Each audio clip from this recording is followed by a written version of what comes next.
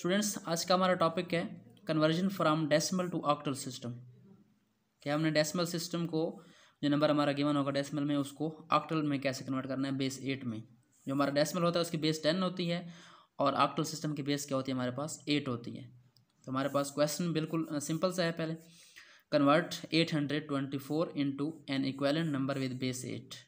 हमारे पास नंबर है 824, इसको हमने क्या करना है, कन्वर्ट करना है बेस 8 के। हमने क्या करना है, 824 को कन्वर्ट करना है किसके अंदर, बेस 8 के अंदर। बेसिकली ये हमारे पास किस बेस में है, ये हमारे पास पहले डेसिमल बेस में है। तो हम क्या करेंगे, 824 को इस तरीके से राइट करेंगे और उसके बाद क्या करना है, इसकी फैक्टराइजेशन करनी है किसके ज़रिए, बेस 8 के ज़रिए, क्योंकि हमने क्या करना है, इसको बेस 8 में ऑक्टल सिस्टम में लेके जाना है।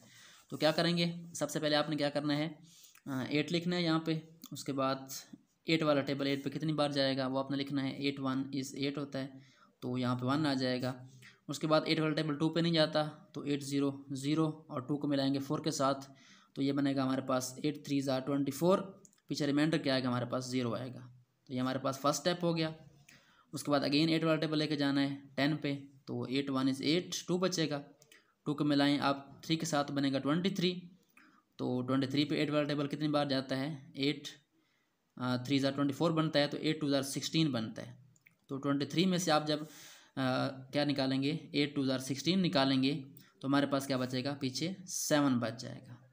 तो उसके बाद हमारे पास क्या आ जाएगा, यहाँ पे 8 1 इज़ 8, पीछे क्या बचेगा, 4 बचेगा। उसके बाद 8 वाला टेबल 1 पे नहीं जाता तो यहाँ पे स्टॉप कर देंगे। तो जब भी हमारे पास यहाँ पे नंबर जो होता है वो बेस छोटा होता है, हम यहाँ पे स्टॉप कर देते हैं।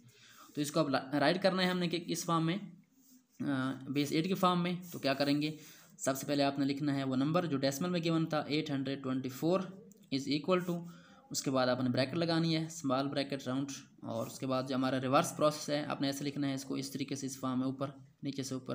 पहले 1 था तो 1 लिखें, उसके बाद 4 है, उसके बाद 7, उसके बाद 0 और ब्रैकेट लगा कर यहाँ पे आपने हल्का सा ब्रैकेट के नीचे 8 लिख देना है, जो कि क्या कर रहा है, बेस को शो कर रहा है कि हमारे पास ये डेसिमल थी, ये क्या है, बेस 8 है। उसके बाद हमारे पास एक और क्वेश्चन है, ज़रा बड़ा नंबर है 4837। इसको हमने क्या करना है, लेके जाना है बेस 8 में।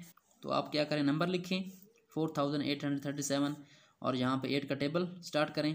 तो 8 वाला टेबल 4 पे नहीं जाता, हम 4 और 8 को इकट्ठा करेंगे तो हमारे पास 48 बन जाएगा। तो आप जानते हैं 8 6 क्या होता है, 48।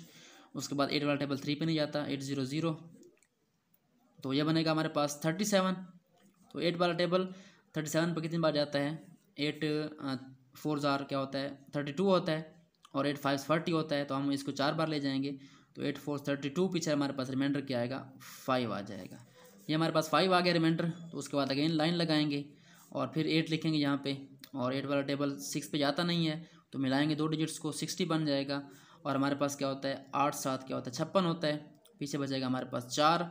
तो 4 को मिलाएंगे 4 के साथ, ये बन जाएगा 44। और उसके बाद 8 5 क्या होता है, 40, तो पीछे क्या बचेगा, हमारे पास 4 बच जाएगा। उसके बाद अगेन 8 वाला टेबल लेके जाना है। तो हमारे पास 8 8 क्या होता है, 64 होता है, और 8 9 72 होता है। तो यहाँ 9 वाला टेबल लेके जाएँ, 8 9 72, पीछे क्या बचेगा, 3 बचेगा। और 9 पे टेबल जाएगा 8 वाला एक बार, 8 कम 8, पीछे क्या बचेगा, हमारे पास 1 बच जाएगा। तो ये हमारे पास कन्वर्ट हो चुका है, अब लिखना बाकी है इसको।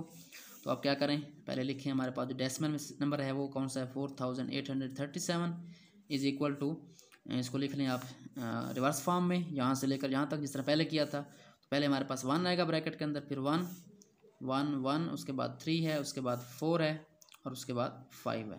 ब्रैकेट क्लोज कर दें उसके बाद, और यहाँ पे लिखें बेस 8। तो ये हमारे पास कन्वर्ट हो चुका है।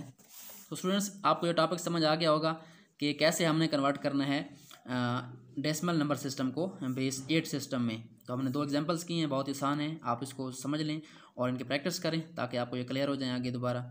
इनकी प्रैक्टिस करेंगे तो आपको समझ आ जाएगी कि ये हमारे पास जो टॉपिक हैं बहुत ईजी हैं। तो आप इनकी प्रैक्टिस जितनी करते जाएंगे आपको ये क्लियर होते जाएंगे। आई होप सो आपको ये समझ आ गया होगा। अगर आपने अभी तक वीडियो को लाइक नहीं किया तो काइंडली वीडियो को लाइक करें और शेयर कर दें अपने फ्रेंड्स के साथ, क्लास फेलोज़ के साथ। और अगर आपने अभी तक मेरे चैनल को सब्सक्राइब नहीं किया, पेज को फॉलो नहीं किया, तो काइंडली चैनल को सब्सक्राइब करें, पेज को फॉलो करें। Thanks for watching and don't forget to subscribe my channel.